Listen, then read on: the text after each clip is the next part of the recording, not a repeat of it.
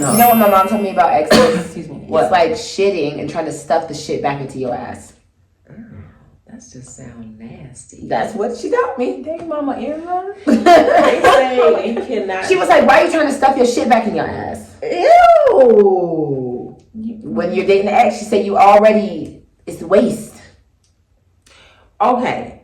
They say you cannot swim in the same river twice. They say you cannot swim in the same river twice. Technically, you can. However, the currents are different, etc.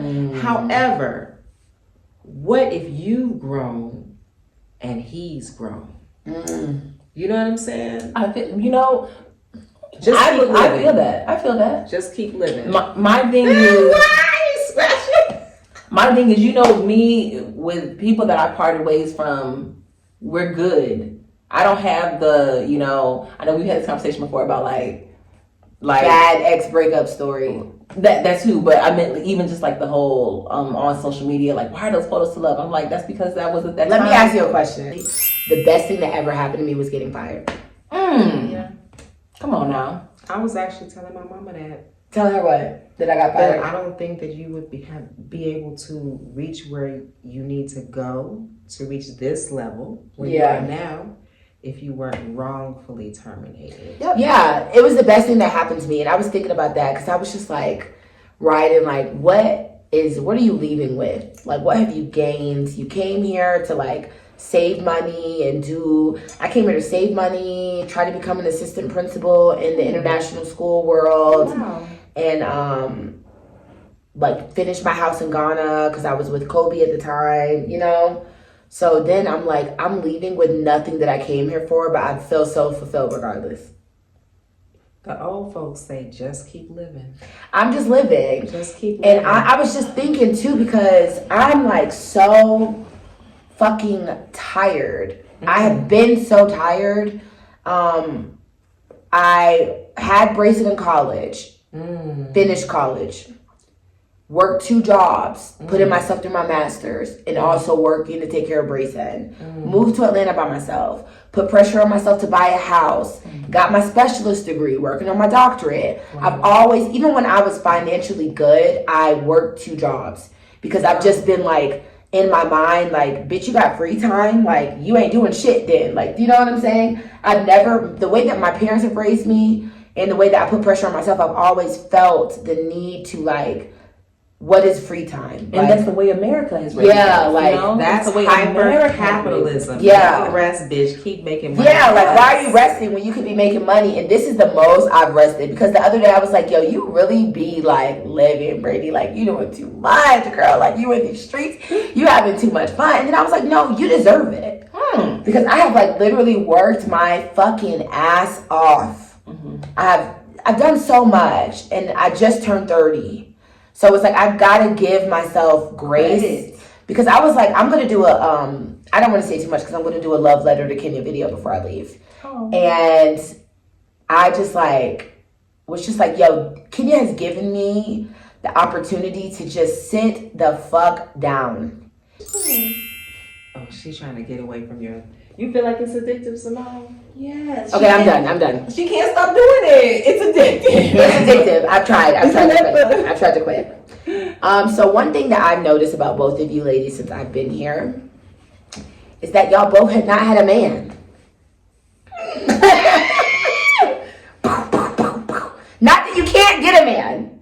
Not that you can't get a man. Oh my God. What? It almost came through my nose. How you gonna put us out there like that? Wait, what? Listen, I didn't say that you can't get. Keep grabbing my bottle, my wine. Yeah. I didn't say you can't get a man. I just said y'all haven't had it. Well, not in my face. Let me say that. Not in my face. You know what I'm saying? I'm gonna tell you something strange when it's little bit too late. Got no numbers, got no shame. Lying to no Russian.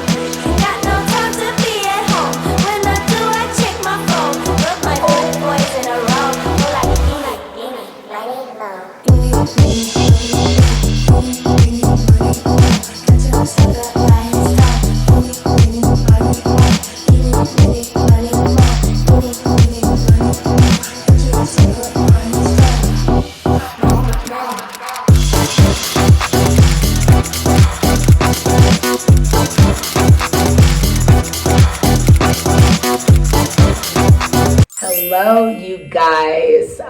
I'm with my two favorites. I'm so excited for this. We are here to just give like a candid girl talk and life update. All single, Black, and living throughout the African continent in our different countries of our own. So I have like become a different interviewer. I think I've grown in my interviewing skills, and these ladies were like two of my early test dummies. We have like my most popular interview right here, Miss Toddre, and my wonderful Simone as well that you guys love. So I did get some requests for you guys, like, please re-interview. Somebody suggested I re-interview you guys. And I was like, you know what? I feel that. So here we are. Thank you, Miss Toddre, for hosting us. Cheers, ladies. Cheers. Cheers. Yes. So my first question is for both of you ladies, what has changed in your life mentally and spiritually since the last time that you interviewed with me? Or is there something about your interview with me that you kind of want to like address, or a transition that you've made since that point, Toddre? Dang, put me on a spot. So I'm always learning, I'm always growing, and since I interviewed with you, I started a new meditation class here in Nairobi. So it's called Raja Yoga Meditation, and that has helped me become more centered. So I've had quite a few revelations, but really for me it's been more like, take it easy, you're going to be okay. That's really come up for me. And let me see, as far as, that's like my mental, right? And then also my spiritual, but a lot outside, like a lot has been going on physically for me in my life. Like my mom is here now, you know, I'm still single, right? However, I'm comfortable in that. I'm really comfortable in all of it. And I think the meditation has helped. I also have a spiritual advisor, and she's just been helping me out there as well in terms of like getting in touch with Toddre as the little girl who needs healing, and tapping into that unhealed trauma. What made you like get to the point where you're like, you know what, I want to start meditating and I'm going to find a spiritual healer? You know what? I've been meditating for years, right? But like I've done walking meditation, you know, I've done the apps, stuff like that. So I'm in a conscious Kenya group. And there's a guy. Wow, you never invited me. I was like, I done the whole stuff, and don't nobody be giving me no love. Conscious, right? Yeah, I've never heard of that. Okay, should I put that in the link? Yeah. So there's a conscious Kenya group, and it's just full of people who are just vibrating at a different level. And my meditation teacher, my soon-to-be meditation teacher, was like, hey, I'm offering a free class. You can have free meditation classes in Westlands. There's a Brahma Kumara Center in Westlands. So I was like, okay, it's free. I'm probably not going to learn anything, but I'm going to go just to go. And I went, and it was a different type of meditation. Yeah. Does meditation hit different off the apps? Yeah, for sure, because he guides us. And then he also, like, Raja Yoga meditation is really about repairing your karma. Yeah. Is karma being repaired a good thing? It is. But what if someone deserves the bad? Okay, so according to Raja Kumaris, right? Or I'm sorry, Brahma Kumaris, when you see people suffering on the street, that's their karma. And they say, like, you shouldn't give them money, because if they take the money and they go and do something bad with it, that karma is on you. But what you can give them is food, right? Because you can't really do a whole lot of bad with food. But yeah, like all this that we're experiencing according to their thought process, it is our karma. Now, if you don't repair that, you will in the next life relive that. Re-experience it. I need to repair my karma. Yeah. I mean, we all do, right? Yeah, So for sure. I don't know everything. Like I've just been doing it for, I want to say like 2-3 months now. But I'm still learning, and I think it's just one way of being. I don't think it's absolute. So I take what I need, right? I take the meat and I leave the fat. I like that for you. Simone, how have you grown spiritually or mentally, both, since your last interview with me about, I'd say it was in November of last year. And it's now August. Wow. Yeah, it was January. What? Yeah, it was January. Well, that was a long time ago. Yeah. January. When I interviewed with you, I remember I was pretty new into my own place, my first place in Nairobi. Make the move. We gotta keep it moving, new place, new vibes. And so just the physical change, because now I am in a different location. That alone was very draining, like being in a place where I didn't feel welcomed. So now, Do you want to add some context for viewers, because that was weighing on you mentally? It was. Yeah. It was. You want to give us short? Yeah, just basically, long story short, I was in a building that was run by some people who made it very plain that I wasn't welcome. My people weren't welcomed. There's a very heavy Indian presence here, and at times it can be very discriminatory. Yes. And that's remnants of colonialism. That's remnants of when the British specifically put the Indians in charge and put them over the Africans, the Kenyans that were here. So you see a lot of. I grew up in a place where we had all kinds of cultures. I literally had.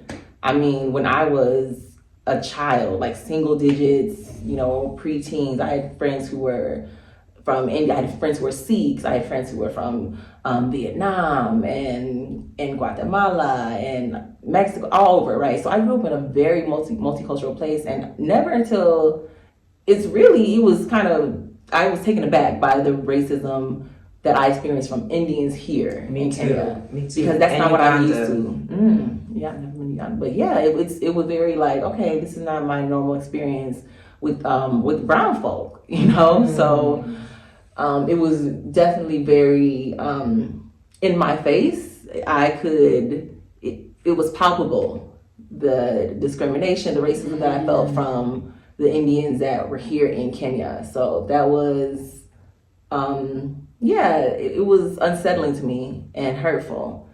And just that whole experience with that apartment, it was just like, okay, it is time to move on. And so I ended up moving to an area that is a lot more local. When I say local, sometimes people are like, oh, okay, well, is it safe? Is it, are you going to be okay? Because it's definitely not an expat area. I'm just kind of, not in the sticks, but You're not in the sticks. No, it's Definitely not. No, you got a good view. I have a Her great view view, but it's definitely not an expat area. It's just straight up local area. Give us the area though. Oh, I'm in South B. Because people have told us we should move there too. Yeah. South B, South C. Yeah, and I love it. I hardly meet people who are expats, and I like it like that. To be honest, it's cool. I'm with Kenyans. I'm with my folks. I'm with my people. I'm on a matatu every day. And it's like that's me, and I like it a lot better. There is something really wrong with the place that you live, though. I had to walk up 10 flights of stairs. But she has an elevator now. Yes, they were working on the it. building is Girl, so- I had to the walk up building- 10 flights of stairs every time I went to see Simone. The building She's is like, oh, it's good exercise. And I'm like, Yeah. bitch. Oh my God. Like, by the time I get to her house, girl, I'm ready to take a nap. I'm tired. Sis was tired. But the But now building you was have so elevator. new. Yeah, the building was so new when I moved in. They weren't even done with construction. But now, her house is very nice. Very nice. Yeah. So what kind of, so now you feel like you're in a mentally better place? definitely. I feel just rejuvenated. And I feel a lot more comfortable where I'm at now. And is that the only like mental or spiritual change that you have kind of like come upon since our interview? Is that really the only thing?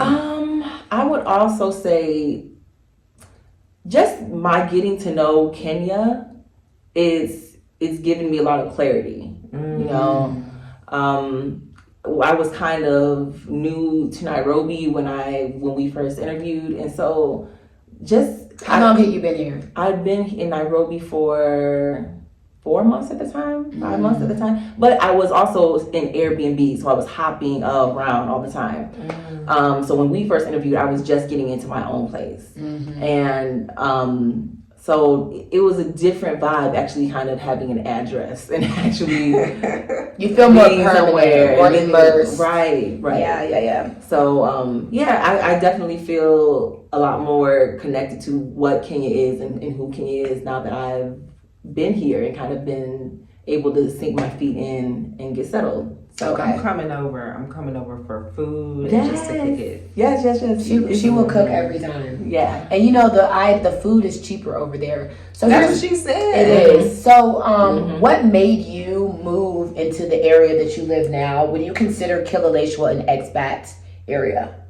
Okay, so I'm in Kilimani. This is Kilimani. Yeah, but Kilauea is like right there. Yeah, I was in Kilauea, so we were like neighbors. Yeah, close. What made you choose this area? Okay, so I chose this area for a number of reasons. Number one, my girl Gita, she lived upstairs. Okay. So she was basically like one of the first people that I knew in Nairobi. And she hosted me for free for 2 months. Shout out to Gita Kavuma.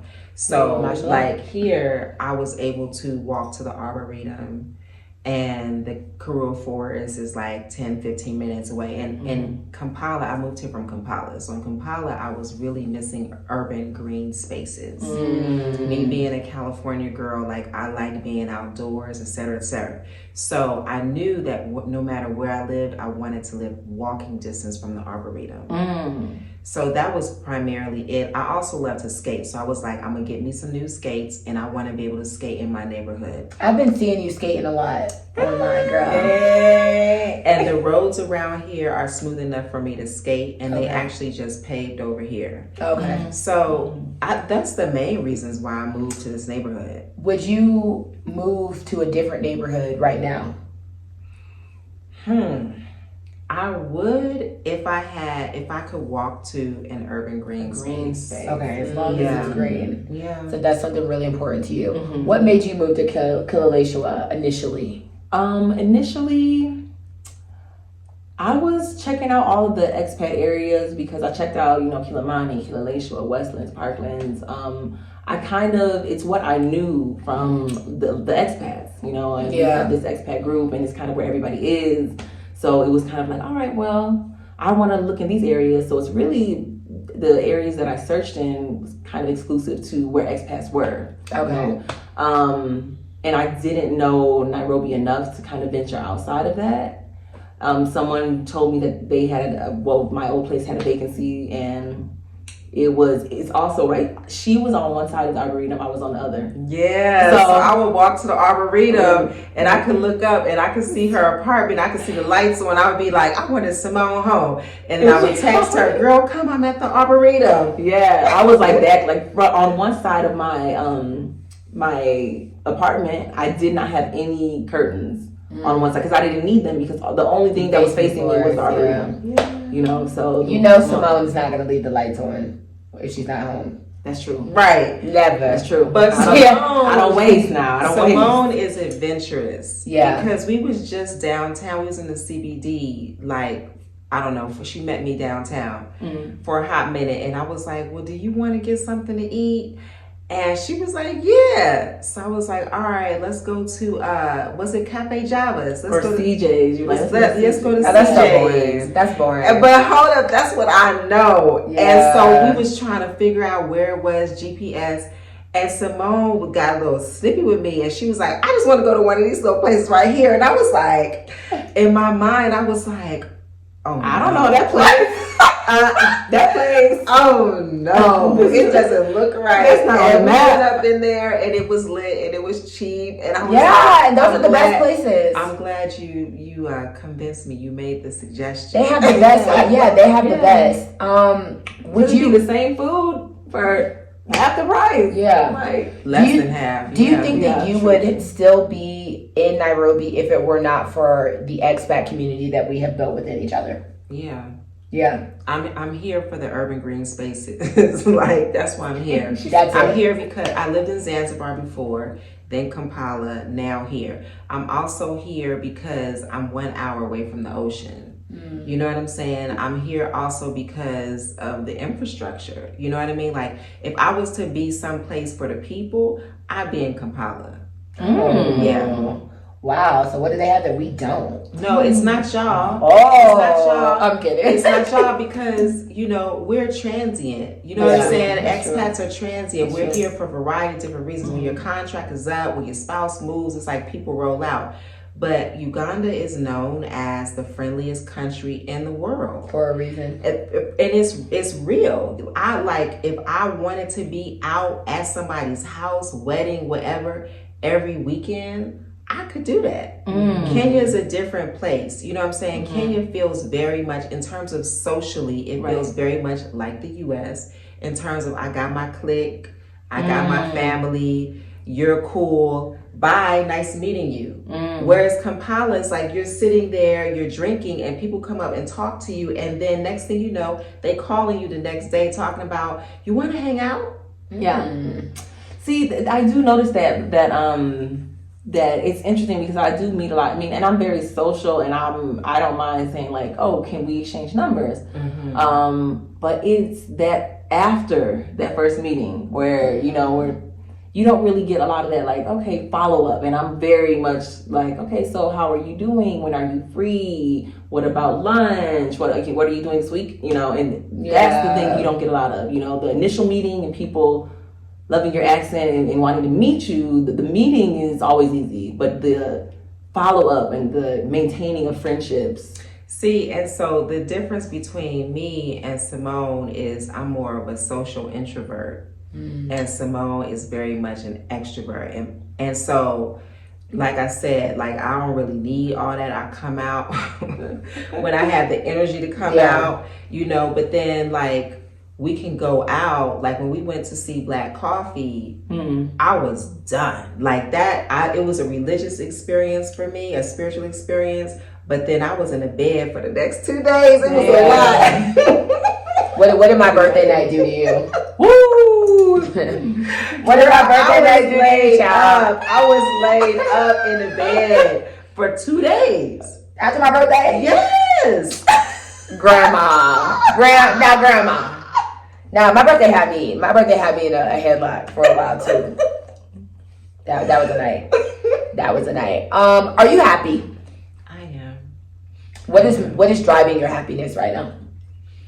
Joy comes from the inside. So happiness Mashallah. is something that is dependent on external circumstances, right? So you get fired, you lose your Toddre, partner, like you don't have to be rude. somebody dies. You know what I'm saying? No. I'm kidding.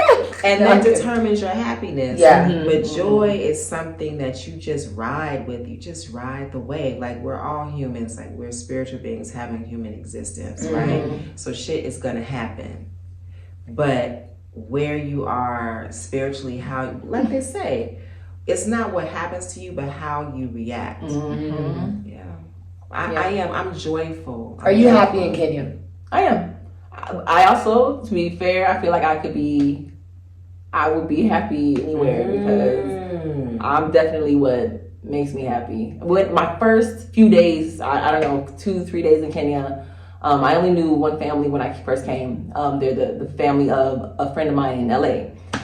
And so when I first came, I stayed with them, stayed with her sister and their mom. Well, both of them, the sister and the mom, they gave me a Kikuyu name, Meru Kikuyu name. Drop it. Makena. Makena, and that means joy. And so they were just like, Makena, you're always dancing, you're always singing, you're always dancing. I'm like, yeah, because I can't help it.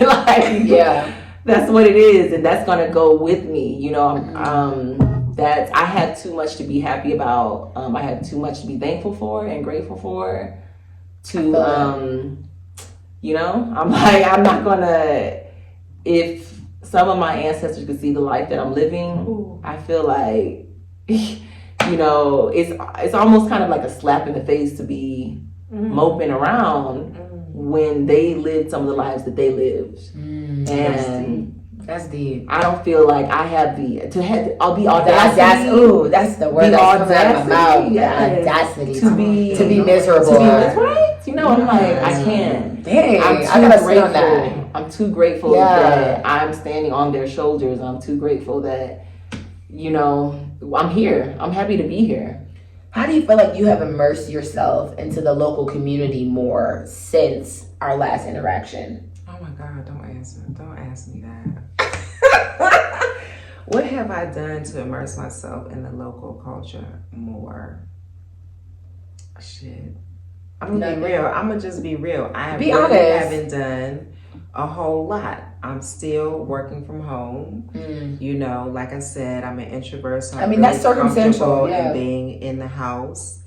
But I have like gotten out a little bit more in terms of the artistic and the creative community. Yeah. So I will go to events and I'll meet people and I'll bring my ass back home.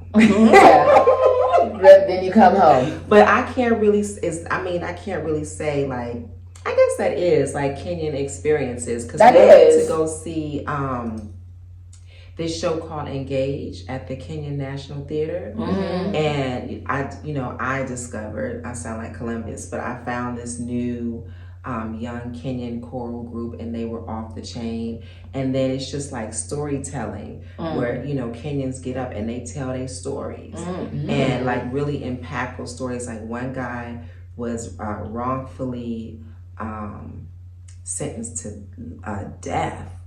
Was it death or life in prison for like 17 years or something? Here in Kenya? Yeah, I knew it was going to be a Black American man who was going to walk out on the stage, but no, he was a Kenyan man from an affluent family. For what? He didn't say. He didn't say. What resurrected it? How did he get free? I don't really know, but he was there to tell his story, and now he has a nonprofit. Wow. I'm lying. I have done something. So one of the things that has been on my list, my joy list, because I have tile in my bathroom and I have these erasable markers. So on my bathroom, I will write my affirmations.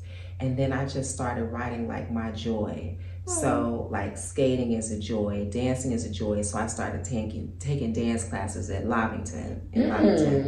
And then also I had like volunteer at a children's home. So I was going to the local children's home in Kilimani, and they was like, no, because of COVID, we don't let people volunteer no more. So I was like, okay, I'll wipe that off the wall. But the other tile said skate. So I found Shanghalia Skate Park. And when I went to Shanghalia Skate Park, unbeknownst to me, it's a children's home that's on the skate park. Wow. Okay. So I got there with my skates and I'm ready to and I've never done a skate park. I'm just like doing streets skating and around, shit, right. the boardwalks or whatever. Right. I get there and it's this steep ass ramp. So I'm a grown ass woman and I'm scared to go down the ramp. As you should. And the kids, they had just clustered around and they was like, who is this girl? And so I finally looked up and I was like, I'm scared. I just, because they was waiting for me to hit that ramp. And I was like, I'm scared. And they were like, it's easy. So one of them got to the bottom of the ramp and they was like, convincing me, look at encouraging me, so finally I did it. And next thing you know, they came and they all gathered around. They were like, can you dance? I was like, yeah. They was like, let's dance. I was like, I came here to skate. So I've gone back twice. That's so sweet. And we getting skates for these babies. Because how you living on a skate park and you ain't got no skates? Yeah, that's annoying. Right? So we getting skates for these babies. So we're going to put that in the link. Yeah, let's put that in the link. If you want to buy some babies some skates, please. Please help. And buy mine too. Oh, I'm not gonna buy yours. What about you? What was the question? Oh, immersed in the community. Like every day. That's true. You're Yeah, heavily immersed. Yeah, that's kind of true. Yeah, in general, I just like when I think about my the gym I go to, the classes I go to, how I get around. I'm definitely, since I've moved, I'm on Matatu more. I just have like, you know, some regular people that I know. Even the other day I was with my neighbor and we were heading to get some food at Quick Mart. We were gonna make dinner. And we were just crossing because there's a market, grocery store, Quick Mart right across the street from us. And so we just left out of our building. We're going a 2-minute walk to the store, and just people kept saying hi to me. And he was like, "Dang, like, why is everybody saying hi to you?" I was like, "Cause I know them." Like, so there was like the girls on the corner that had the chipple shop, you know, the fry shop. I'm there's coming. Yeah, come. Because I'm It's a chill vibe. It's a chill vibe. Yeah. There's just different. There's a restaurant here on the corner. They know me. The wine lady across the. She was like, "Oh, you want some more? You want the wine?" Who you buying wine I for? bought wine from her one time, but she's friends with the lady that had the palau. The lady that when you came to eat, the plow lady. She's friends with her, so I always talk to her, even though I've only bought wine once. I bought it for Karen. Shout out to Karen, her birthday. I was about to say, who you buying wine for? Yeah. And you know what? We're both still taking Swahili lessons. Yes. Yeah. That's how you immerse. Are you on the same level as Simone Swahili? Probably not, because I'm learning through an app. Okay. But I did have a head start in Zanzibar. Okay. True. But y'all keep laughing at me. Kings keep laughing at me because I'm learning that Tanzanian Swahili. It's okay. And Swahili it's is like Swahili. that's too proper. You don't want to learn Kanairo though, because you're not always going to be in Nairobi. Maybe. Girl, what is Kanairo? There's Shane and there's Kanairo. Oh, Tu naishi Kanairo. Yeah, Shank is like Kanairo. Kanairo is another word for like Nairobi Kenyans. Stuff. okay. Yeah. Yeah. Yeah. So I want this to be informative for ladies who are single, not single, Black, and looking to move here. What financial goals do you have to get yourself like where you would like to be in this country? Like, are you feeling comfortable financially? What goals do you have for yourself? Where do you see yourself going professionally and career-wise being situated here? So for me, I want to buy some property by the beach. I want a small little beach cottage, probably Watamu or Kalifi. I need to explore Kalifi, but right now Watamu is my favorite. That's the goal. I want to become a prolific writer. So I've been accepted into a writer's workshop. I currently freelance write, and freelancing is like, if you don't write, you don't eat. You know what I'm saying? So I want to move beyond that. I started writing professionally in Zanzibar just to keep a roof over my head, you know? And since then, I've definitely elevated in terms of my pay grade. Financially, I'll be real with you, I'm really not the one to ask because I'm not somebody that gets stressed out by a shrinking bank account. You know what I'm saying? Yeah. However, I am at a place where I got people inviting me places. I got a wedding to attend to in Uganda. And it's like, I want to be able to go to Ghana when my girls say, let's go. I want to be able to go to Uganda when my girls say, I'm getting married in 2 months. You know what I'm saying? Instead of just this existence of, well, everything is fine in Nairobi, but there's none extra. Right. So that's your goal, to get to that point where there's a surplus. Yeah. Freedom. Yeah. More freedom. That's it. Freedom. That's freedom. And it's just like, I remember describing to someone the type of house I wanted. And they was like, Toddre, you need to dream bigger. And I was like, girl, you showing people cottages. But the thing is I don't need a huge space to have freedom. Everyone's dream house is different. Yeah. I mean, you see my house it's like floor seating, etc. I could have got, a Chase lounge. I could have got like a super sofa, but that's not my style. But this is actually very modern. Okay. Floor seating, like classroom vibes, classroom wise. This is like more productive for mental clarity. Is it? Very Montessori. Yeah, like very Montessori. Very yeah. And then also, like, I was talking with my yogi, my mindfulness expert, and he was saying how in the West we lose our seat because we're constantly sitting on elevated chairs. So after a while we can't stoop. Like you can't crouch down, you know what I'm saying? And then get back up again. But my aesthetic is really influenced by a lot of Indian as well as Arab traditional seating. And Zanzibar, you go into some people's homes and it's just a carpet. And that's where they do everything. They lounge, they eat, they sleep on this carpet. They probably have better knees. And it's right? That's a lot of, you see that in a lot of. Like this right here, what I'm about to do, I don't know if y'all can see me. Let me just show y'all.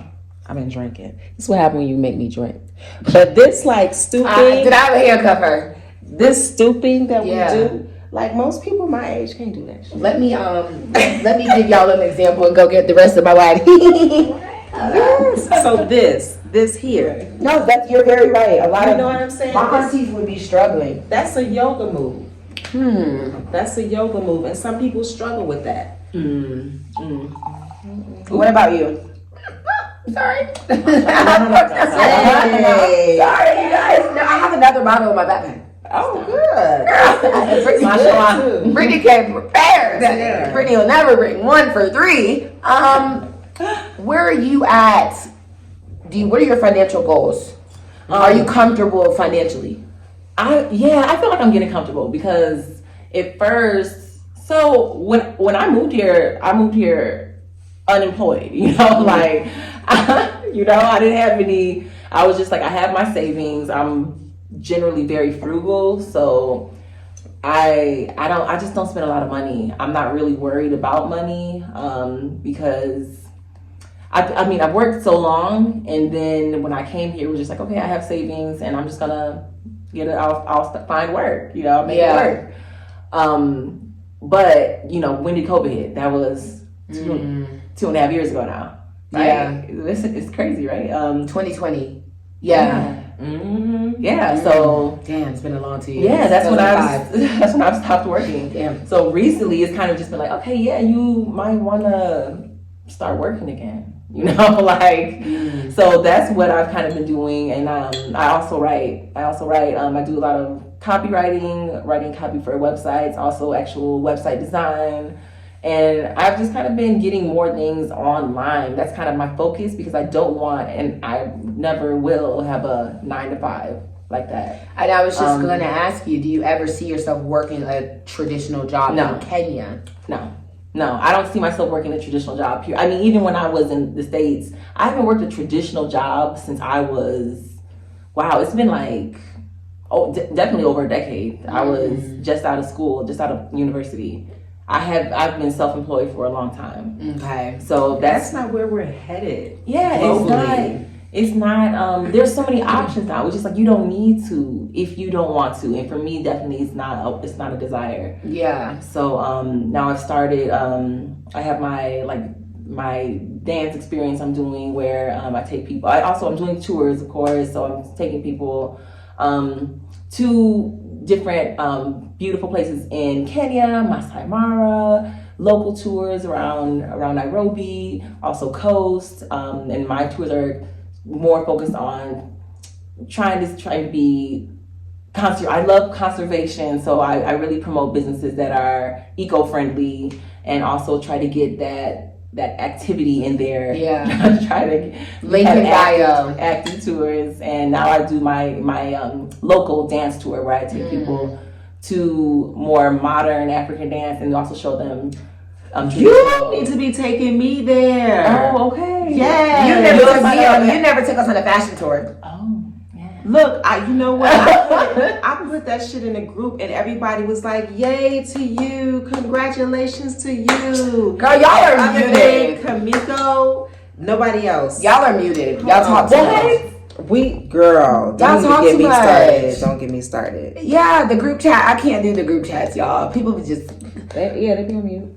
Yeah. What? They be on mute. Some things I don't on need. mute? Please don't forward me embassy notes. I get the same emails. Like I don't know. I appreciate them. I don't. I think y'all talk too do, much. but Y'all talk too much. Girl. There's just a lot of people in there, so we're gonna get a lot of talk. Well, for me, Yeah. for me, I can't. I don't have the attention span for that. I got too much. So you gotta send me something direct. You know what I'm saying? Yeah. Y'all both. One thing I can say about both of you guys, since I have been here, is y'all never. Can you just stop until I get back in? Oh yeah, my bad. I'm sorry. I just want to do the You know, I like to roll this straight because I hate to edit. Oh, Oh snap. shit. Okay, I got you. I ran out of film time. Let me stop it. Oh snap! Where's the damn thingy? Movie. You guys, And it smells good and tastes good. it tastes good and it smells good, but it's bad. I'm trying to wean myself, and vaping is addictive. Simone has been a part of my anti-vaping journey. For It's sure. not addictive for me. For me, it's addictive. Don't do it. Simone, sit down. What you doing? Oh, she's trying to get away from your. You feel like it's addictive, Simone? Yes. Okay, I'm done. She can't stop doing it. It's addictive. It's addictive. I've tried to quit. So one thing that I've noticed about both of you ladies since I've been here is that y'all both have not had a man. Not that you can't get a man. Not that you can't get Oh a man. my God! What? It almost came through my nose. How you gonna put us out there like that? Wait, what? Listen, I didn't say that you can't get. Okay, grab my bottle, my wine. Yeah. I didn't say you can't get a man. I just said y'all haven't had it. Well, not in my face. Let me say that. Not in my face. You know what I'm saying? Do you want a man? Last time we talked, did we talk about dating? Fucking stories like horror. I don't have any stories because I have not dated here. We'll get to you. Mm-mm. We did a session where we talked about dating. Why you keep putting me first? We're just going. We're going from left ping to ponging. right. S come before T. We ping pong. But how? But you know I'm backwards. Yeah, the host first. This is Yeah, your host is first. How's coming? Last time we talked about dating, it was kind of like a weird combo. I was also in a very dark place. I was in a bad mood that day. How has that progressed for you? Do you think you will find love in Kenya? Okay, so first let me just say this. My worth as a human being is not defined by who I'm with. Let me just say that. Secondly, I think that anything is possible. I do have a love. Oh, you have a man. Dang, you got a man, girl. When? I have a love, but we're not in a committed relationship. And it doesn't have to be that way. We are, I will just speak for myself. I care for him deeply. Oh, Wow. Pull up a pic. And you know Well, what? your phone, Let yeah. me tell you what I did. I called on his ancestors.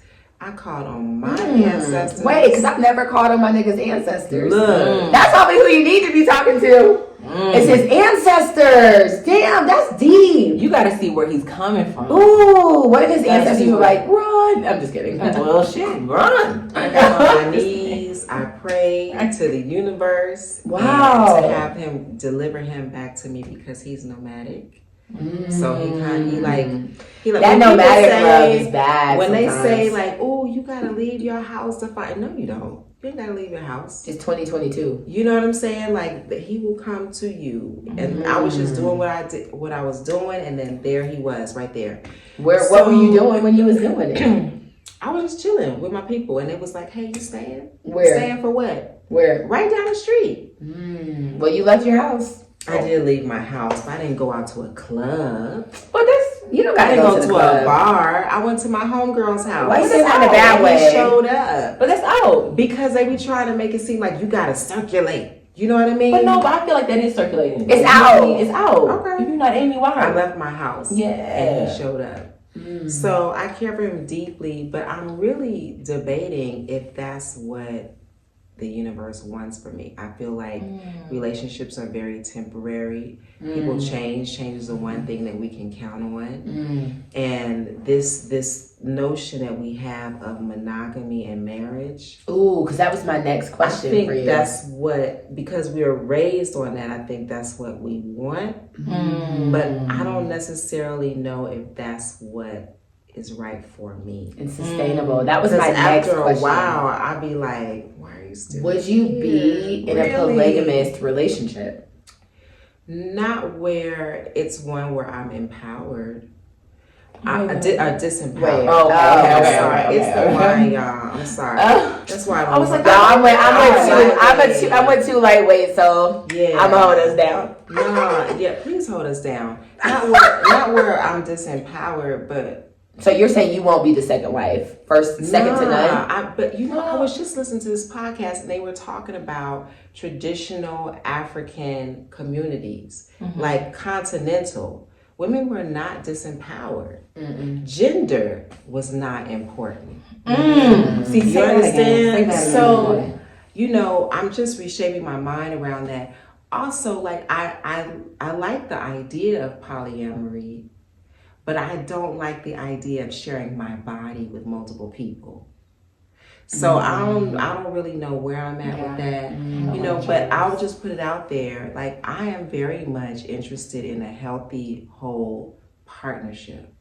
no matter what form it comes With in. a man, because I really do love masculine energy with men. What if a female was giving masculine?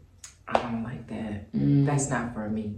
Okay. But I get you on that, because some sisters do come with a lot of, masculine energy. Myself, I can even embody that. But I also have a preference for men of African descent. It's a preference. It's not absolute. You know what I'm saying? And for you? I'm gonna just, graze over it because Oh, you gonna let me spill my soul? What is so great? No, okay, well, this is What has made you not put yourself in the space for romance here?